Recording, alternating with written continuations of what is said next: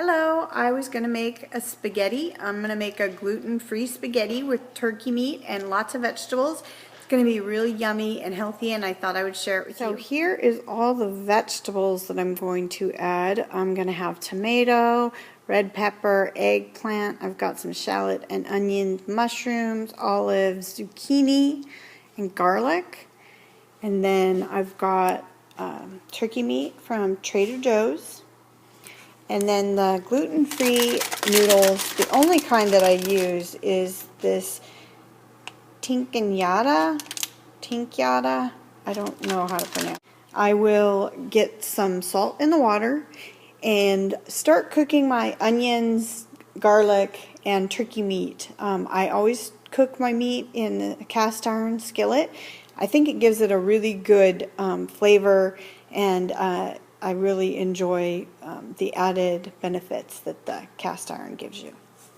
Okay, so I just started my burner. I'm going to put a little bit of olive oil in there, and I'm going to let that start to warm up, and I'm going to just cut up my onion, chop it up finely.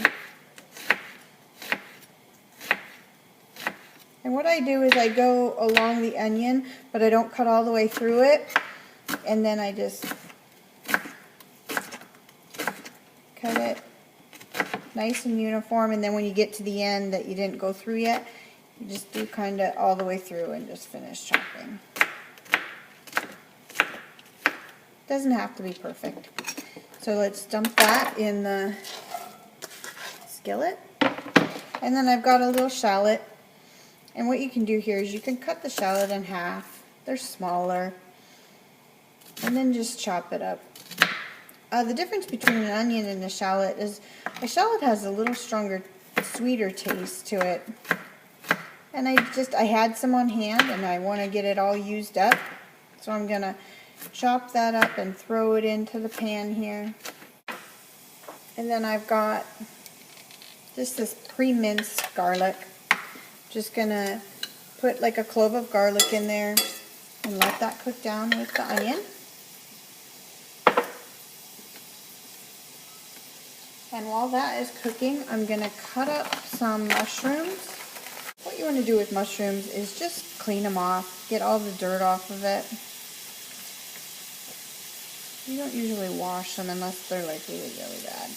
And you're going to cut the stem off, so you don't really have to worry about the stem. Get rid of that. Grab a wooden spoon. Just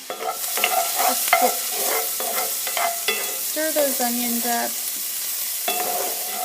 Get everything incorporated in here. Really get those onions so they're about translucent. Oh, it's smelling wonderful. And then I just cut the mushroom in half and then just go from the end.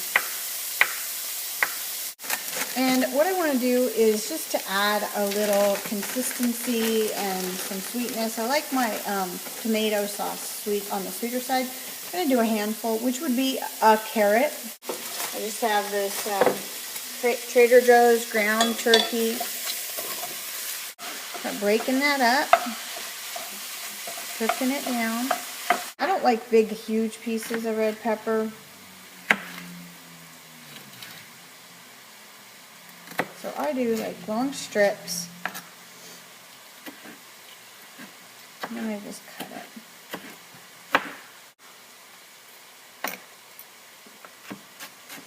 And then I just give them a fine chop. Like I said, it doesn't have to be a perfect size, but you want to try and keep all of the pieces around the same size. So now I want to stir this meat up and start breaking it up a little bit more. It's browned like on one side, so I want to just mix it all up and incorporate the onions and the garlic and the carrots into the meat. And I'm just going to put the red peppers in there so that everything cooks down with the flavoring in there. And then I'm also going to add the mushrooms. Okay, here's what it looks like so far. So I've got the carrots, the meat, the mushrooms, garlic, everything. Okay, so what I'm going to do while that's cooking is I have some McCormick Italian seasoning. I'm just going to shake that in there really good and get a generous amount in. And then I've got just Spice Island garlic seasoning in there. I'm getting the meat all cooked down. I have turned my heat up on my water, and I'm just going to add some kosher salt to the water. Okay, so the meat is cooked all the way through. The water is starting to get close to boiling.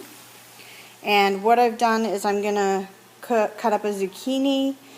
I've cut up some olives, the tomatoes, and the eggplant. This is what I had, the Prego roasted garlic and herb, and then I have a couple cans that I'll show you of some canned tomatoes that I'm using. So I have got the meat cooked down. I turned the temperature down to low. I just want to let it simmer. And so what I'm going to do here is I've got the cut up zucchini. I'm going to throw that in the pan. I've got these diced basil, garlic, and oregano tomatoes, 100% natural. Just has some Italian seasoning in there. So dump that in. And then this is another, it's a stewed tomato. I like having different sizes of tomato, different textures. So you dump that all in, sauce, juice, and all. And then I also cut up a whole beef steak tomatoes. So I'm going to put that in there also. And so I've got a really full pan. So it's really full, this pan. I've got to cook some of that down. Okay, so the water is a rolling boil. And I've got the noodles. So I'm just going to dump them in and let them cook just like regular pasta noodles. Push them into the water here. And then I've got the pasta sauce. It's really full, so I'm just going to add the sauce, half of the jar, and then I'm going to stir that up. Okay, I don't think I could get any more into that pan. I make the biggest mess when I'm making spaghetti sauce, but look how wonderful it is. It's got all those vegetables in there, lots of tomato, it's thick and bubbling, and then the pasta here, it's cooking up. You want to keep stirring it to make sure that the noodles don't stick together. Cook for 15 to 16 minutes. So it takes a little bit longer because they're a denser noodle, but my suggestion is to cook it 10 minutes and then taste it, see where it's at, and then go minute by minute. Okay, the water's been boiling for a while, and I just want to let you know that it does get really milky with the rice noodles. That is perfectly normal. And then my sauce is still boiling away. And one of the things I like about the cast iron is that even though this sauce took me like 20 minutes for the whole meal to get put together, the sauce tastes like I've been cooking it all day. And the cast iron skillet really helps to produce that flavor.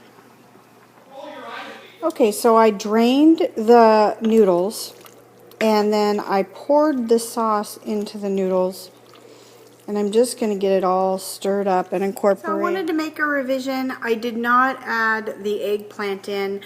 As you saw in the video, I was just too full to add anything else in, and I've never cooked with the eggplant before, so I really didn't know what to expect.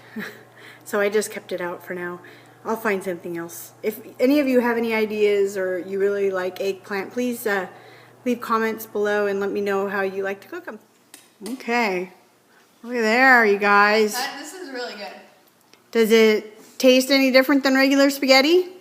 It doesn't taste any different. The texture is different. Mm-hmm. The noodles are a little different? A little bit. They're a little, well, I've also had noodles that aren't rice noodles that have the same texture, but, so it's not that big of a difference. No, it's very good. It's really good. Good. The olives and tomatoes are really good. Mm-hmm. You like all the vegetables in there? So, out of 5 stars, what would you rate this as for spaghetti? 3 or 4.